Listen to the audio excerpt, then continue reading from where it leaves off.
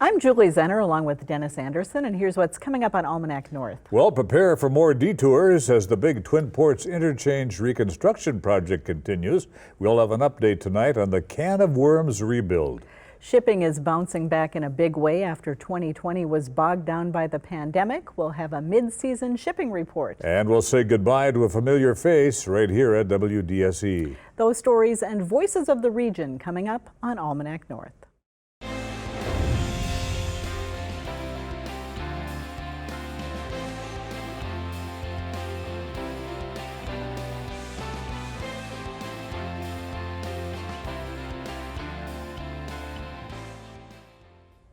Hello and welcome to Almanac North. Thanks for watching. And Denny, summer and road construction seem to go hand in hand in our region. They certainly do. I don't care where you live up here. There are road projects, but that's okay. We need them done. We do need them done, but summer goes fast and road construction goes slowly. I don't really get that. I understand that too. We'll have more on all of that in a minute, but right now here's Denny with the news headlines. All right, thank you very much, Julie. Well, as the hot, dry weather continues, officials are tightening restrictions in the Superior National Forest. On Thursday, all fires, including those in designated fire rings, were banned in the Superior National Forest and in the boundary waters. Gas or propane stoves with an on-off switch are still allowed in the forest. The Duluth International Airport has received a $750,000 federal grant to help establish air service between Duluth and Denver. The Department of Transportation's Small Community Air Service Development Grant was announced on Thursday. Airport Executive Director Tom Warner says the money will jumpstart efforts to land an airline for the new route. Minnesota Attorney General Keith Ellison announced a multi-state coalition has reached a $26 billion agreement with major opioid manufacturers. Minnesota's share could be as much as $337 million over 18 years. The money will largely be spent on opioid treatment and prevention efforts. And the Duluth Entertainment and Convention Center received some good news this week.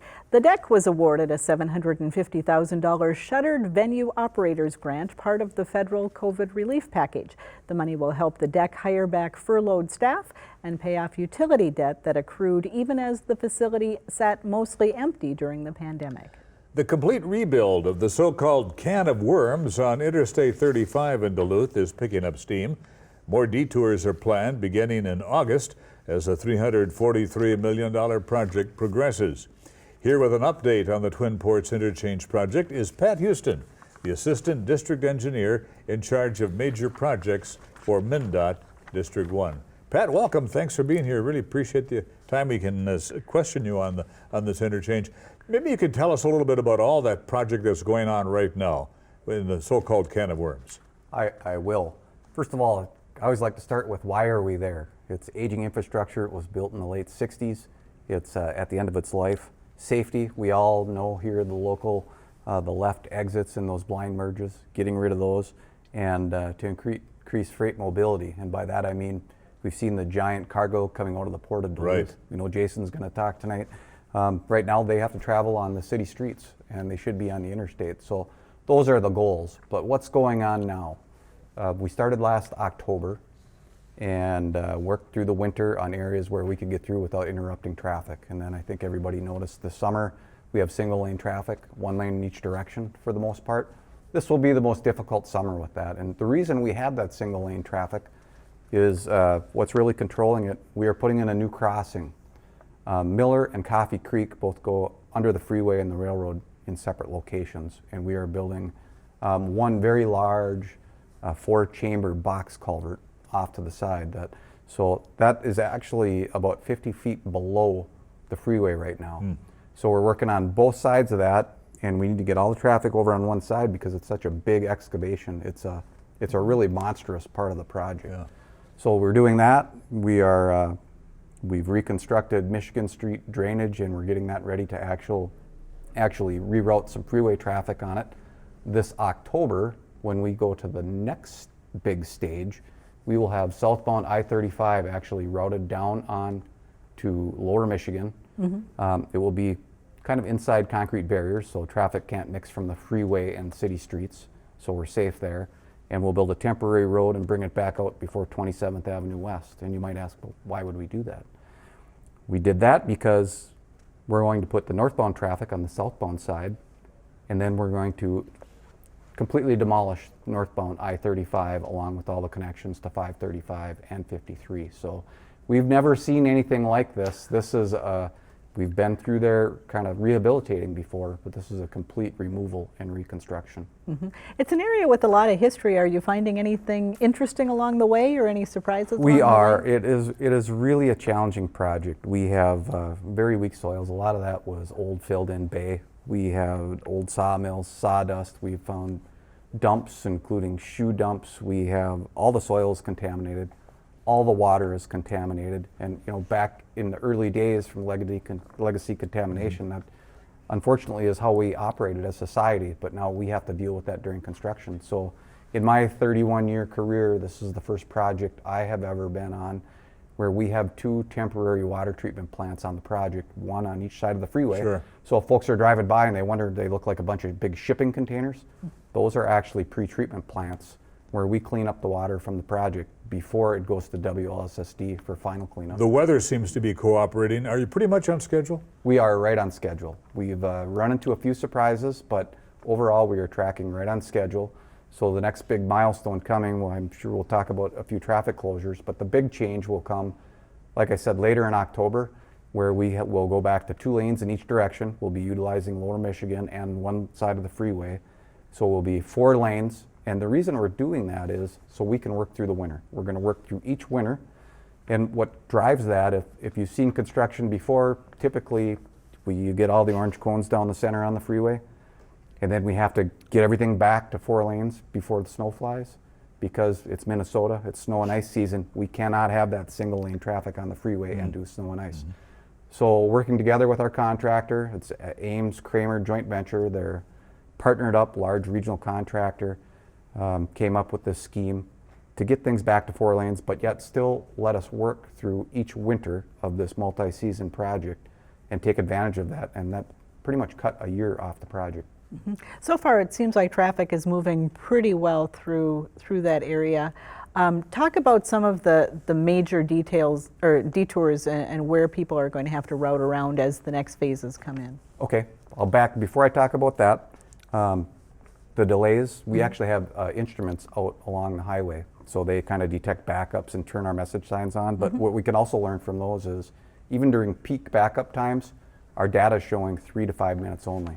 So it might seem like a long time, but it's kind of relative, right? I actually have been thinking it's pretty good. We see our office is down on Railroad Street, so we see the kind of the slow traffic each night, but really 5 minutes. So I don't want to talk about all the detours because I can't even keep them straight. No, but just the major ones. But the next one's coming up, August 2nd. There will be 2 significant changes. The movement from southbound I-35, say coming out of Duluth, to go up Piedmont Avenue, Highway 53, will be closed. And that detour will be signed over to 40th Avenue West and up to Haynes Road. The other movement that will be closed, the second, will be coming from Superior on 535. If you were to want to go again up Piedmont Avenue, Highway 53, that will be taken off at Garfield and I think go over 1st Street to 21st, and then you can get on the on-ramp and go back up Piedmont Avenue. So this will all be clearly posted on our website, 511, and then if you're using a smartphone, obviously don't look at it, but you can pre-program it for where you want to go and just listen to it. Eventually, will the Blotnick Bridge also get a remake? We are working on the Blotnick project, so the short answer is there will be a significant project around 2028. We are working right now on NEPA, which is the National Environmental Policy Act, and basically we go through and look at the world of possibilities and bring it to one preferred alternative that has the least impact. I can't say what that looks like because we're not there yet. We'll get there in 2023, but I will say at a minimum, it would be replacing the main span. Sure. Well, thank you so much for coming in. We're out of time. We're getting the wrap, but I imagine we'll have you back in a few times through the course of this project because it's going to be extending a few years. It will be 3.5 years. All right. Thank you, Pat. You're welcome.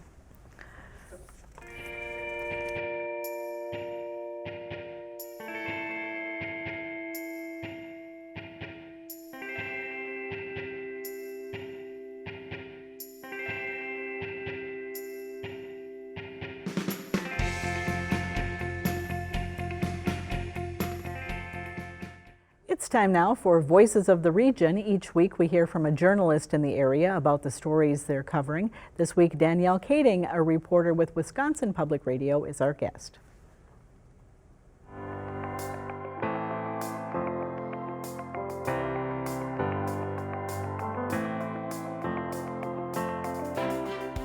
There's this new effort underway to transfer burial lands of the Fond du Lac Band of Lake Superior Chippewa back to the tribe. For those who remember, more than 100 years ago in 1918, nearly 200 Ojibwe graves were removed from the burial grounds at Wisconsin Point. And that site basically represents the endpoint of the Ojibwe's migration story for the Fond du Lac Band. And, at least 7 generations of their members have been buried at the Wisconsin Point Cemetery, including the community's leader, Chief Osagi. And now, with this new effort, the Superior City Council unanimously passed a resolution to show support for transferring those lands into the ownership or placed in federal trust for the Fond du Lac Band. And they would oversee the care of those properties. And those graves were removed for U.S. Steel because they have plans to build ore docks that were never built. And so for the Fond du Lac Band, this is a way to move forward in a good way. The Fond du Lac tribal chairman, Kevin Dupy, said, we really can't go back and make things right. What's done is done, but we can move forward and try to move things forward in a different way to recognize and realize that we're all humans, that they deserve respect. And he said that this was an act of humanity. And so this is something that he's been working on with Counselor Jenny Van Sickle, who's been spearheading this effort with the tribe. And she was overcome by emotion on Tuesday about reaching this point. She's the first Native American council member for the Superior City Council. The towns of Shanna-Golden and Gordon were kind of left in the lurch and at the mercy of the good graces of surrounding services that would be willing to respond whenever they received a call. And they usually receive about 30 calls each year, so it's not a lot, but it's something that they've really been struggling to deal with because it's hard to find volunteers in the area to be a part of this ambulance service.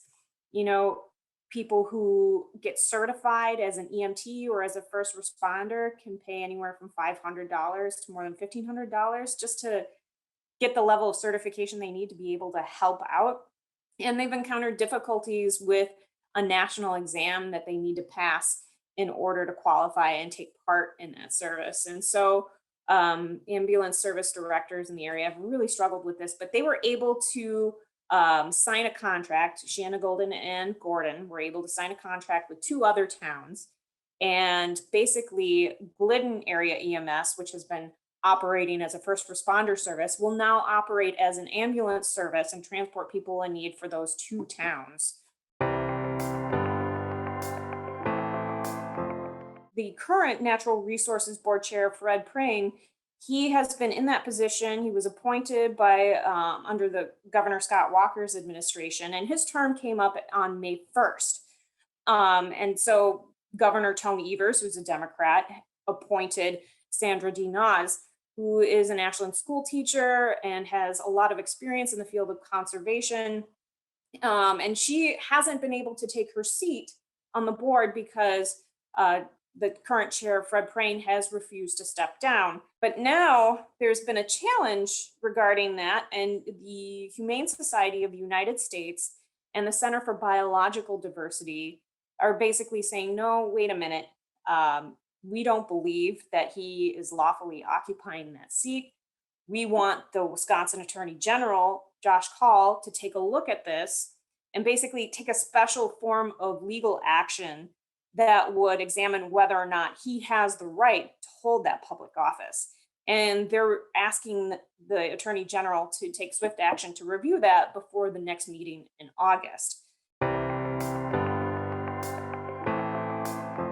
think it was 1971 when Kareem Abdul-Jabbar helped lead the Bucks to be the NBA champions, and now Giannis has helped the Bucks claim victory again.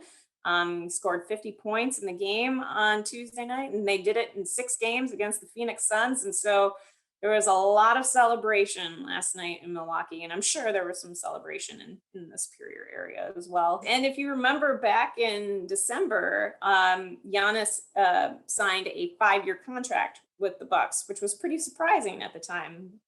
And he said, it would have been easy for him to go to another team, but I guess it showed the stubborn side in him. So I think people are pretty happy that they get to keep him for the next 5 years.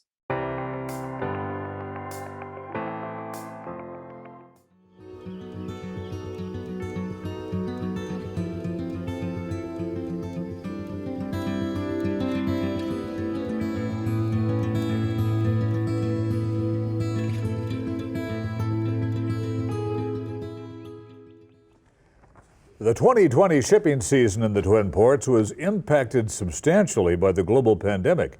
But at about the midpoint now of the 2021 Great Lakes shipping season, there is reason for optimism. Here to update us on a bounce back in shipping is Jayson, Hron, the Director of Communication and Marketing with the Duluth Seaway Port Authority. Welcome, Jayson. Thanks for being here. So I just mentioned that last year, of course, during the height of the pandemic, shipping was way down here in the Twin Ports. What is it like right now? It was. To back that up, it was actually the lowest total tonnage in the Port of Duluth Superior since 1938. So really? COVID definitely had a monstrous effect on tonnage shipped through this port. So things are looking much better now, as you noted. Through June, we've had some really good numbers. In terms of total tonnage, we're 3.5% ahead of the 5-season average. So that's a good figure, and that of course has been really driven this year by iron ore, which is well ahead of its pace last year, almost 40% ahead of last year's pace. And June in particular was a great month for iron ore. We had like 2.3 million short tons of iron ore, which was the most in a single month since August of 2019, and the most in a June since 2014. So iron ore has definitely been surging, and with this port having almost 55% of its total tonnage contributed by iron ore. Whenever iron ore is doing well, that's a good thing for the Port of Duluth Superior. Any new or unique cargoes that you see coming through the port as the economy starts opening up again? There are some new and unique cargoes coming through. One that's been interesting this year isn't necessarily new, but it's been an on-again, off-again cargo for the Port of Duluth Superior, and that's pet coke. Petroleum coke, which is a byproduct of the refining process that can be used in different manufacturing processes elsewhere. And we've had a lot of that move through the port this year, and it's actually helped lift. When we categorize it statistically, we lump that tonnage in with our coal tonnage. And that's actually been a lift for coal as a whole. We're up around 900,000 short tons of that for the season already, which is far ahead of the previous pace. So pet coke has been something that's been transiting this port at various times for about the last 3 decades, but sometimes not so much. And this year there's been a bit of a surge of it, so that's nice. And then obviously the wind cargo has been a big lift in terms of a new cargo, although it's been happening for almost 15 years here now. So. Is ocean traffic doing well? Yes, it's been a pretty strong year for that. Not as strong as some years because grain has been a little slow this year actually. But the total number of ocean-going vessels through June is up a little bit over last year. I think it was around 20 last time I checked.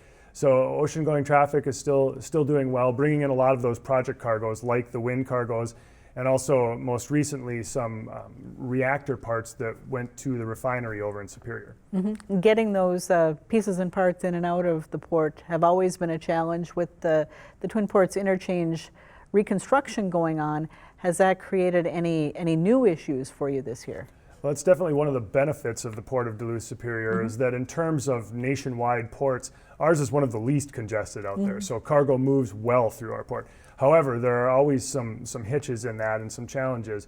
And certainly the effect of some of the Twin Ports Interchange project and some of the legacy infrastructure that can't facilitate these giant wind cargoes has been a challenge for us, and we've talked about that. Pat talked about it earlier. You know, with those wind cargoes having to detour on city streets and smaller roads, that's not a solution that any of us want. From a freight handling standpoint, it slows things down and makes it more expensive. And from a safety standpoint, it's not ideal.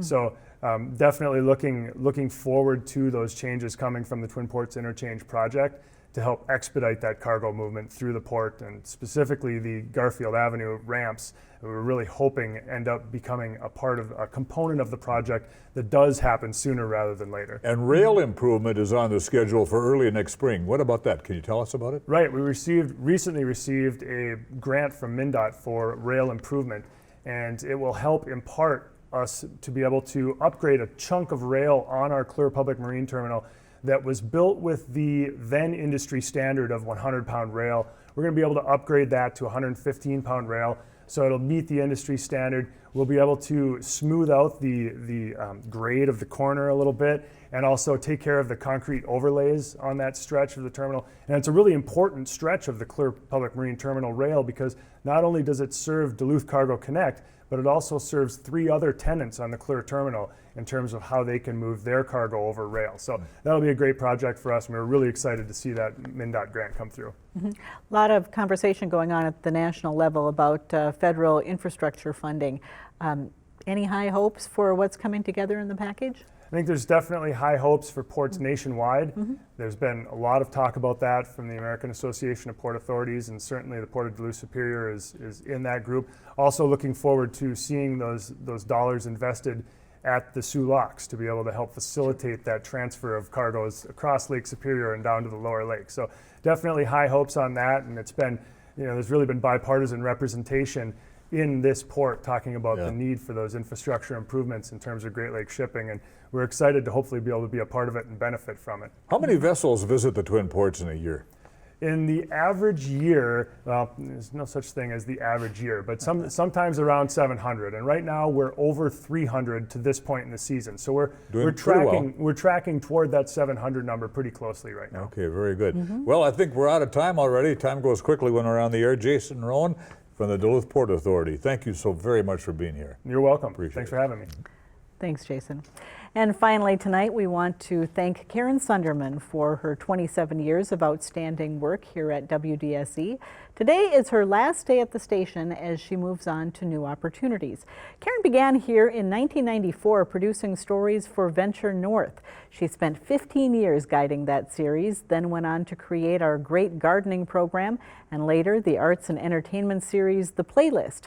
During that time, she also produced several documentaries and won 2 regional Emmy Awards, along with garnering a host of Emmy nominations. The past 3 years, she's been producing Making It Up North, and of course, you see her smiling face during membership drives here at the station. It's been quite a career, and it's difficult to sum up in just a few sentences. So her longtime production teammate Steve Ash put together this video of Karen's work through the years. Well, we're really happy this week to introduce you to the newest member of our Venture North team, Karen Sunderman. Hi, Karen. Great to have you here. It's great to be here. Hello and welcome to Venture North. I'm Karen Sunderman. And I'm Jim Newman. We're glad you could join us this week for a look at what's happening across the Northland. Hello and welcome to Venture North. I'm Karen Sunderman, and I'm glad you're with us. We've got things to do, places to go, and people to meet this week on Venture North, so come on along. Join us for art, history, and adventure this week on this special cornucopia edition of Venture North. You know, there's a lot to learn in this world of ours, and this week you'll find out about some new ways to spend your time. Nancy Gotham strides through her yard with an air of confidence and satisfaction. As one of the Northland's master gardeners, she's completely comfortable among her flower beds and vegetable plots. Well, it won't be long now before our gardens really take off, and with some advice from Nancy, I might even have some luck. Welcome to another edition of Great Gardening. It's time to talk vegetables. We ran out of time. This went really fast, so thank you very much. I'm sure that more questions will come up as we continue to grow into this growing season, but we're off to a great start. Metal workers get dirty while forging community. Seize the moment with pastel painter Lisa Stauffer and live music from James Moores. Your playlist is next. Thank you, and thank you guys for spending the night with us, and remember to go out and support live music and local art. High five, give me some love. Gentlemen, it's all up to you. Tonight, 40 artists put their paintbrushes on the line. It's the quick paint portion of the Grand Marais Art Colony's competitive plein air competition, and it's about to begin. All right. It's important not to panic. Somewhere along the line, you have to make a decision. This is going to be it. And then go for it.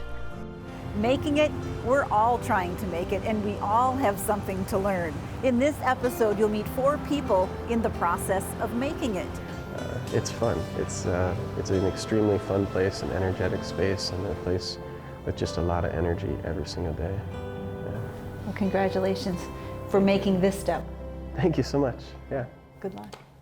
Really going to miss you here at the station, and I'm sure our viewers will as well. It's been phenomenal. For 27 years, we've been watching her what she's produced, all the myriad of stories she has covered over those years. And we've watched her grow up along the way. We did. Well, good luck to Karen. That's right. All the best. And that's our time for this week, but you can keep up with our latest posts by following Almanac North on Facebook and Twitter. Visit the WDSE website for program updates, upcoming events, and more information about the station. And download the PBS video app for on-demand viewing of your favorite PBS programs and past episodes of Almanac North. And Denny, let's hope for some rain to put a damper on this drought. We could use some moisture, isn't that the truth? We definitely could. It'll come. I don't think this weekend, though. No. Thanks to all of our guests and to the crew here in the studio. With Dennis Anderson, I'm Julie Zenner. We'll see you next time.